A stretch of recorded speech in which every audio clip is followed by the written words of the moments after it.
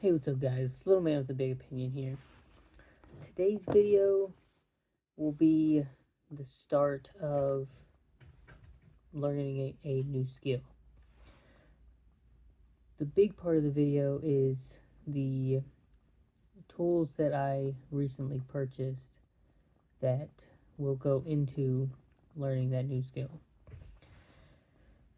This is typically something that, as it got colder, uh, families and friends would spend more time indoors, and that's when they got, you know, they'd done all of their work leading up to winter, making sure they had food, water, fuel, all that kind of stuff. And, that's when they would tell stories and teach each other different things. So the three pieces that I have here are very practical in a grid down situation, and it's something that I think every prepper should learn this skill. It's not, the high priority, glamorous, like, husbandry or farming or shooting your firearms or anything. But I've got woodworking tools here. And between these three items, you can make roughly all of the things that you would really need. And depending on your situation, you might not even need those things. But this carving knife, you have a nice large handle with a very small blade. It's for carving and not whittling. You're not really going to use this to sharpen a stick. This one has a nice curve, and the blade part is nearly like 3/4 of an inch, and it's got a much larger handle that is made to also hit with a hammer. And this one you're going to use for doing very deep, gouging. And then this one is very similar, except its hook shape allows you to do stuff, generally making spoons, bowls, cups. Between these three items, you can make all of the utensils that you could ever think of. What needs to go into this outside of this is getting the knowledge on the kinds of woods in your area and what works best for it.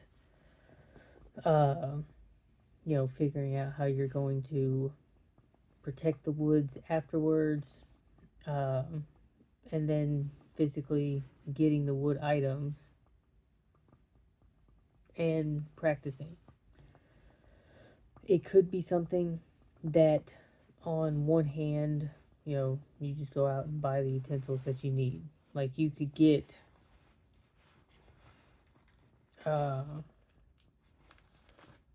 all of the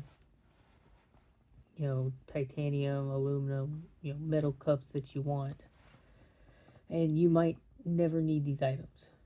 But it's one of those things that I got this 3-piece set, and it came with a little book for a few things for about $30. And some of these sets can go even cheaper, based off of the reviews. I think I went with the best one, and there are some that are even more expensive.